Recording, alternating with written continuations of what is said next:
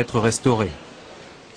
Alors que le mois du Ramadan touche à sa fin, venons-en au dossier de cette édition consacrée à la décision prise par 30 à 70 000 personnes en France de se convertir à l'islam. Ce sont essentiellement des femmes qui font ce choix. Pour quelles raisons? C'est ce que Pierre Nicolas et Jean-Michel Mier ont demandé à 2 d'entre elles. Écoutons leur témoignage. Géraldine est fière. Fière d'être bretonne, fière d'être française et fière d'être musulmane. Aujourd'hui, quand elle se promène avec ses enfants dans cette cité de l'Essonne, c'est la mosquée qui l'attire, plus l'église. Avant, lors des journées mondiales de la jeunesse, elle lançait des hurrahs au pape, la croix au cou. Pied de nez au Vatican, c'est le 15 août dernier, jour de l'Assomption, qu'elle a finalement choisi d'embrasser l'islam.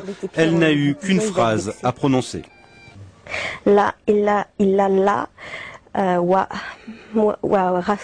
Muhammad Rasoul Allah.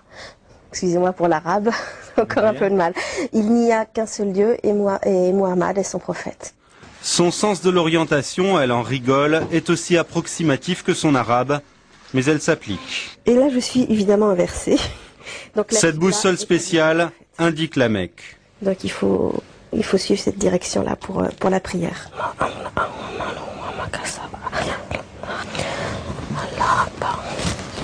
Depuis qu'elle porte le voile, sa fille trouve que maman ressemble à une africaine, mais Géraldine se sent mieux dans sa peau.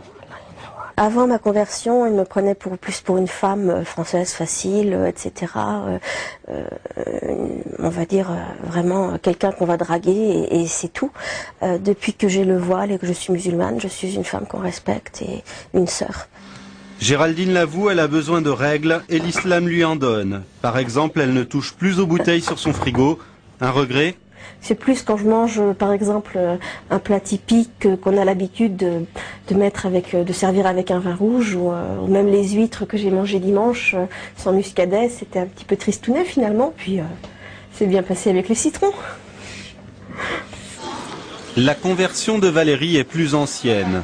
Élève brillante, doctorante, elle a franchi le pas il y a 2 ans. On ne peut pas dire que ses parents ont mal réagi, mais ce n'était pas non plus le fol enthousiasme dans sa famille. Je dirais pas que ça les a intéressés. C'est-à-dire que je pense pas qu'il y ait une personne dans ma famille qui ait lu un livre sur l'islam depuis ma conversion. Ou qui ait fait une quelconque recherche. C'est plutôt arrête de nous saouler avec ça. Avant même de devenir musulmane, Valérie était choquée par l'interdiction du voile à l'école, choquée aussi par un monde occidental trop matérialiste à son goût. Ce qui me choque le plus, c'est sur quoi on valorise les personnes en fait.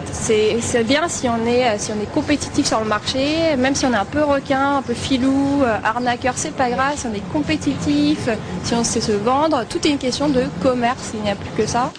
Quand l'occasion se présentera, Valérie épousera un musulman. Le Coran, de toute façon, ne lui laisse guère le choix. S'ils ont des enfants ensemble, elle les éduquera selon les valeurs de l'islam, libre à eux de choisir leur religion quand ils seront majeurs.